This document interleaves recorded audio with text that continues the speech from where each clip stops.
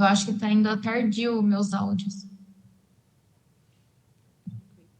Parece um Hum. pouco. A gente está te escutando bem. Ah, tá. Mas Então vamos lá. Bom, primeiramente eu peço desculpa. Agora começou a bater os negócios aqui, desculpe. Bom, vamos lá, apresentação. Antes disso, gostaria de agradecer principalmente a comissão, que me ajudou bastante, me auxiliou durante esse momento de crise, voos cancelados, estradas interditadas, entre outras. E, bom, vamos lá na minha apresentação. Bom, o tema da minha apresentação, basicamente, é um método comparativo, né, entre duas medidas de amareamento, que é a entropia linear e a entropia de von Neumann, para detectar transições de fase quântica. Eu sou do Instituto de Química, mas eu fico no Departamento de Engenharia Física e Matemática, e a minha orientadora é a professora Vivian. E esse trabalho é resultados do nosso artigo, que posteriormente será publicado, né? Bom, a nossa motivação é exatamente o emaranhamento. Como vocês já sabem, o emaranhamento ele tem um fator crucial para computação quântica, criptografia quântica, teletransporte, e nesse caso, para detecção de transições de fase quântica. Bom, se vocês olharem à direita, a definição do emaranhamento pode ser descrita através desse exemplo. Você tem um sistema A, B e Tatiana, C. Oi, parece que sua tela não passou. Você compartilhou a tela inteira ou só o PowerPoint? a tela inteira. Mas você já está no segundo slide, certo? Isso. Ah, agora foi. Porque Foi? quando você foi para a tela cheia, acho que não veio para a gente. Aí a gente não viu a Ah, então, passagem de slides. então eu vou deixar assim, Tá, por mim para tudo vocês bem. conseguirem ver. Uhum, Bom, tá ótimo. Pode continuar. Desculpa. tá? Acha, sem problema. Então, aqui você tem um sistema que é dividido em três subsistemas, A, B e C. Ao você medir o subsistema A, instantaneamente, independente da distância, você conseguirá obter informações do subsistema B e C. Essa informação, ela vem em determinados graus, ou seja, quanto mais emaranhado, maior o grau de informação obtido, e quanto menor grau, menor a informação obtida. Assim, nós conseguimos medir esse grau de emaranhamento através da entropia de von Neumann, que é muito comum já na nossa área, e a entropia linear, que ela é retirada através do primeiro termo de expansão da entropia de von Neumann. Então, é exatamente por dessa conexão entre elas que nós vamos compará-las, tá? Até porque na literatura nós não temos nenhum método, nenhum artigo, né, que compare elas, apenas consideram elas idênticas. Bom, o modelo que eu utilizo é o modelo de Hubbard unidimensional, né? Onde o Hamiltoniano é descrito pelo termo de energia cinética, onde você tem o operador de Hopf, né? Você tem a probabilidade do elétron ir do sítio I para o sítio J, os operadores de construção e aniquilação, mais o senhor hermitiano conjugado. Aqui nós temos o termo da interação coulombiana, que é dentro do sítio, tá? Entre elétrons, e o potencial externo. Esse termo do potencial externo, normalmente você utiliza para implementação de impurezas no seu sistema, né? E esse modelo, ele é exato, você consegue calcular ele através das equações de Bethe-Ansatz. No entanto, para sistemas mais próximos à nossa realidade, né, para sistemas onde você necessita de uma maior complexidade, é necessário um outro método. Então, conjunto com o modelo de Hubbard, nós utilizamos a teoria do funcional da densidade, que é a DFT, que eu vou basicamente passar sobre ela explicando brevemente, mas se vocês quiserem depois, né, em perguntas, eu consigo descrevê-la melhor. Mas a ideia principal dela é tornar a função de onda um funcional da densidade. Então, você pega a função de onda, que depende de 3n variáveis, né? Exatamente por isso que nós temos o problema de muitos corpos, e tornamos ela um problema de apenas três coordenadas, que é a x, y e z. Essa resolução você consegue obter a partir delas as propriedades que você também obtém da função de onda, e você consegue resolvê-la através do ciclo autoconsistente de Cauchy, tá? Então, a partir dela, você obtém as densidades e com ela você consegue calcular a entropia. Um outro método que nós utilizamos como quando a DFT falha em determinados sistemas, né? Ou seja, quando o erro dela é muito grande, nós utilizamos a DMRG. A DMRG, basicamente, ela é utilizada para resolução de problemas de alto valores, né? No nosso caso, nós utilizamos a DMRG finita, ou seja, quando você fixa os L's, também para soluções de sistemas muito complexos. No entanto, o custo computacional dela é gigantesco. Perceba aqui nessa tabelinha aqui na lateral, nós temos o tempo em que a DFT demora para realizar um cálculo e a DMRG. Nesse caso aqui é para um sistema homogêneo, ou seja, sem nenhuma impureza. Para um L igual a 100, ou seja, para 100 sítios, a DFT demora 1 minuto e 4 segundos para ser resolvida, enquanto a DMRG demora 1 dia e 10 horas. Para sistemas mais complexos, como superredes, esses cálculos, esses dados tendem a quadriplicar, ou seja, eu demoro quase 5 dias para resolver um único cálculo via DMRG, enquanto via DFT eu demoro máximo 5 minutos, tá? Então, quando você trabalha com um método com custo computacional tão grande assim, a realização de muitas resoluções, muitos cálculos, é muito custosa, tanto para a sua pesquisa quanto para o tempo mesmo, né? Então, a partir disso, nós também conseguimos calcular a entropia de von Neumann, agora com relação às probabilidades, no caso da DMRG, e a partir delas analisar o nosso sistema, né? Bom, como eu já falei, existe essa dependência, né, essa relação entre a linear e a von Neumann, que é através do termo de expansão da von Neumann, né? Se vocês pegarem esse termo da expansão logarítmica e expandirem para o primeiro termo, vocês conseguiram obter a entropia linear. Que é exatamente esse o grande problema na literatura, né? Que eles já consideram elas idênticas. No entanto, ninguém nunca mediu o grau de sensibilidade de ambas para a detecção de transições de fase quântica. E é exatamente o que esse trabalho vem propor, né? Compará-las para ver se de fato elas são iguais. Então, uma coisa que vocês têm que saber antes de eu entrar nos resultados é que a assinatura da transição de fase quântica, tá? Nessa linha preta, percebam que é uma transição de fase comum, onde você tem o decaimento, né? Um comportamento monotônico com relação à densidade ou à interação. Agora, quando você trata de uma transição de fase, no caso da FFLO, nesse caso aqui, em azul, você observa um comportamento de crescimento com o seu máximo, logo decrescimento. Esse comportamento não monotônico é uma assinatura da transição de fase. E é exatamente a partir desse comportamento que nós conseguimos detectar transições de fase em sistemas, tá? Esse é apenas um exemplo para vocês terem uma ideia. Então, na nossa pesquisa, basicamente, nós utilizamos 3 sistemas diferentes, né? O primeiro, sistema homogêneo, sem nenhuma impureza. O outro, um sistema desordenado, onde você não consegue colocar em posições específicas a sua impureza, né? Exatamente por isso, com relação à desordem. Mas sim, você consegue colocar a concentração de impurezas implementadas ali dentro de forma randômica. Essas resoluções, tanto a homogênea quanto a desordem, é realizada via DFT, uma vez que o sistema desordenado precisa de 100 realizações para um único cálculo. Então, via DMRG seria extremamente custoso, e até porque os resultados apresentados via DFT são coerentes com os resultados via DMRG, tá? Já as superredes, elas são calculadas via DMRG, devido aos seus resultados via DFT serem muito ruins.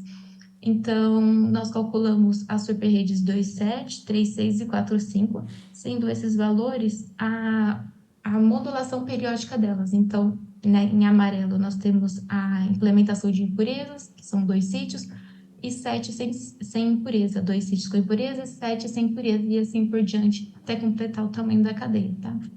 E isso acontece na 3,6 e na 4,5. Bom, então vamos aos resultados que nós obtivemos, né? Os nossos primeiros resultados para sistemas homogêneos, ou seja, sem nenhuma impureza, já demonstraram grandes diferenças com relação à entropia de von Neumann e a entropia linear para a detecção de transições de fase.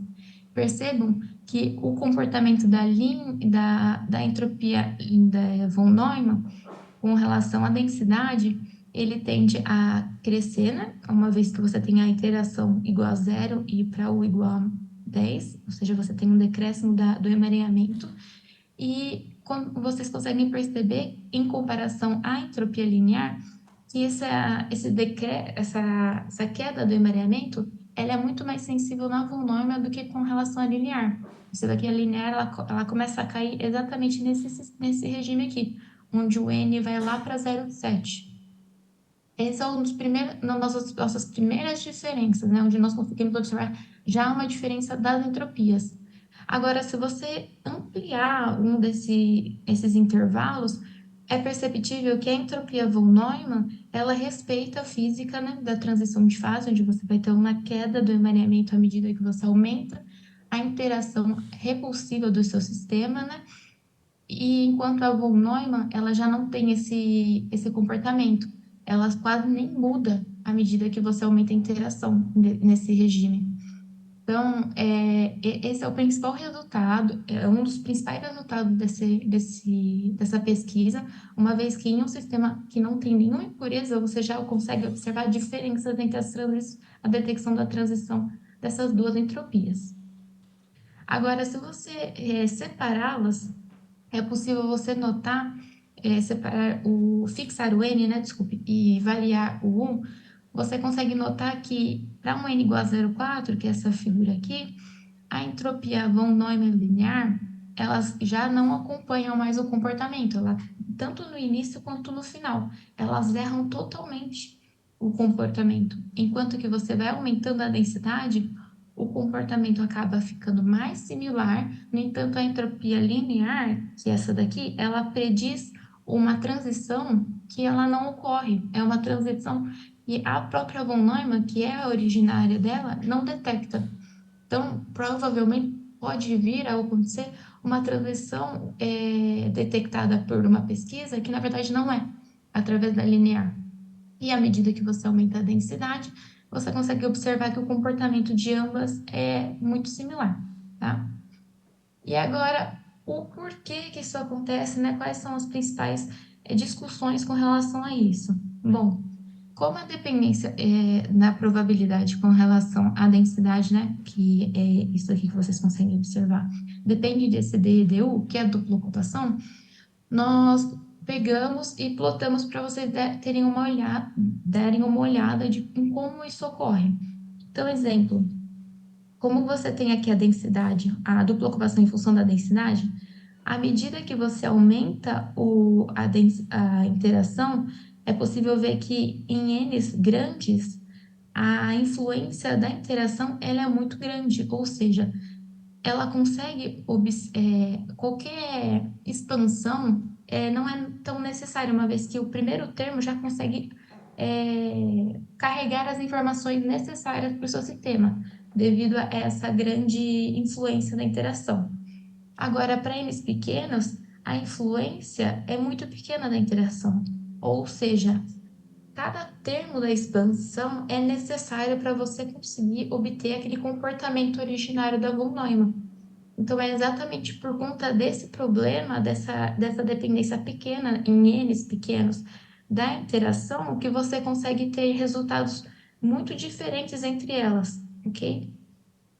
E para vocês terem uma ideia de que isso realmente ocorre, nós fizemos a expansão para N diferentes, né? Para um N02 e para um N05, para a escala, para vocês terem uma ideia de como esse comportamento é recuperado. Então, para o N05, o comportamento da von Neumann só é recuperado a partir do quinto termo de expansão. Enquanto para um N02, você só consegue recuperar esse termo no 25º termo de expansão. Então, são para eles muito pequenos as informações necessárias para acompanhar esse comportamento da von Neumann. É preciso dos outros termos já perdidos, ou seja, os termos retirados da linear, né? Com relação a um sistema desordenado, o comportamento deles é muito similar, se vocês observarem aqui. E esse comportamento similar se deve a você fazer 100 realizações do mesmo cálculo, ou seja, na média, ao você fazer a distribuição média dessas 100 amostras de um único ponto, você acaba equivalendo os pontos máximos e mínimos. E é exatamente por isso que para sistemas desordenados, as duas vão bem. Enquanto que para superredes, ela já e as realizações serem apenas de uma vez, né, por não ser desordenado, você consegue observar comportamentos já muito mais relevantes, uma vez que você vai ter uma modulação periódica no seu sistema. Então, esse comportamento ele tende a piorar e a melhorar quando o sistema aparentemente se assemelha a uma impureza de 50% no seu sistema, que é esse caso aqui, que é uma superrede 4 sim, tá? Eu falei bem rápido sobre os resultados, mas para não atravessar o tempo de vocês, mas é basicamente isso. Nós conseguimos obter resultados muito interessantes com relação à detecção de transições de fase. Conseguimos observar que a entropia linear não é tão boa para detectar transições de fase em N muito pequenas, ou seja, densidades muito pequenas, e principalmente em sistemas de superrede homogêneas. Já para sistemas desordenados, ela consegue ainda ter uma boa detecção, né? Esse é o nosso grupo de pesquisa. Essa é a minha orientadora, a professora Vanessa França.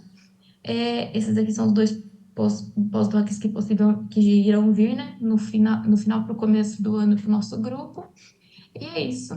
Eu agradeço.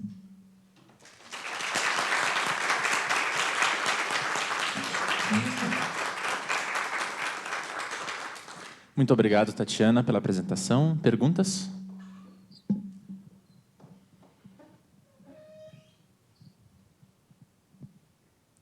Alguém gostaria de fazer alguma pergunta? Por favor.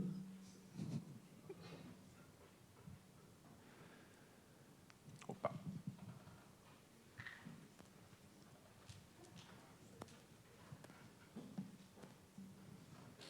Olá, Tatiana. Primeiramente, muito obrigado pela apresentação. A minha pergunta é em relação à comparação ali do método que você falou, em relação à questão de tempo, né? Em relação à eficiência desse método que você usa. E acho que a minha pergunta eu queria saber se, assim, como que você geralmente utiliza e faz esses métodos? Se você mesmo roda eles, ou se você geralmente, se vocês têm aí um cluster, tem alguma coisa do tipo, porque dependendo dos casos, né, eu sei que às vezes precisa deixar em fila e tudo mais, e acho que falhou aqui, é que eu acho que algo muito importante é a questão do tempo, né, eu mexo com caminhada quântica e eu sei que a questão de tempo é algo muito importante, então essa é a pergunta aí. Qual é o seu nome? Henrique. Oi, Henrique. Obrigada.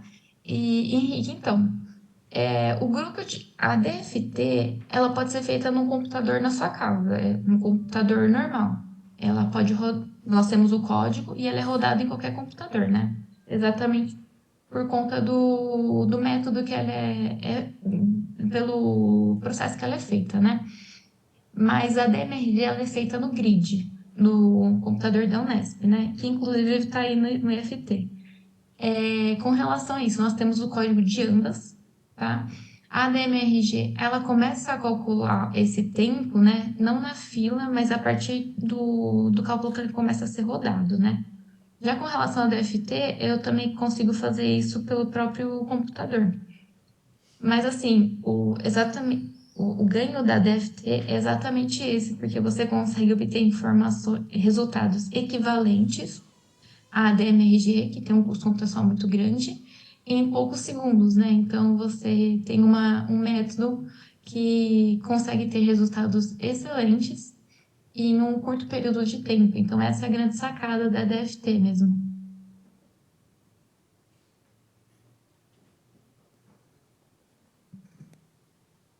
Oi.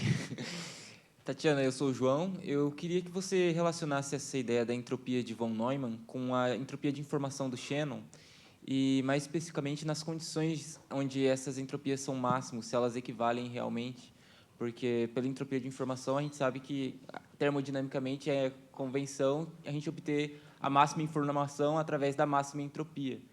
Queria que você relacionasse isso e se você realmente tem esse caso mesmo, essa condição de máximo.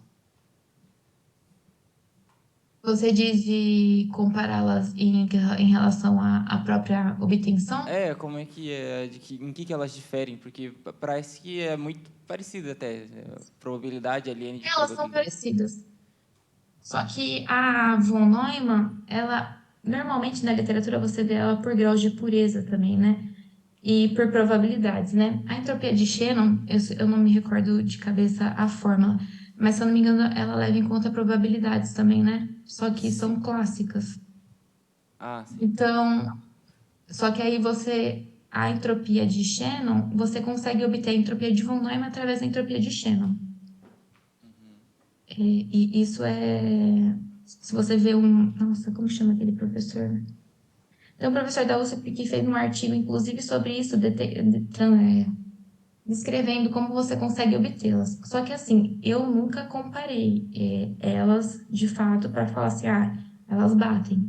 Mas, em questão, na literatura, é consenso de que você consegue obter uma partir da outra através dessa relação entre a probabilidade, né, dos sistemas. E agora, com relação a máximos que você diz, se você for falar em conta da relação entre ranges, né? A entropia de von Neumann ela vai até 2. Se eu não me engano, a de Shannon também.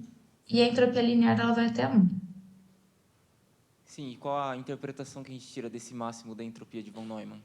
O que significa? Com relação ao emaranhamento, seria o maior nível de emaranhamento. Então, vamos tentar falar assim. É como se você tivesse, se a entropia for até 2, é sinal que você tem o máximo de emaranhamento do seu sistema ali. Nesse caso. Tá, certo. Muito obrigado. De nada. Vamos agradecer mais uma vez a Tatiana pela apresentação.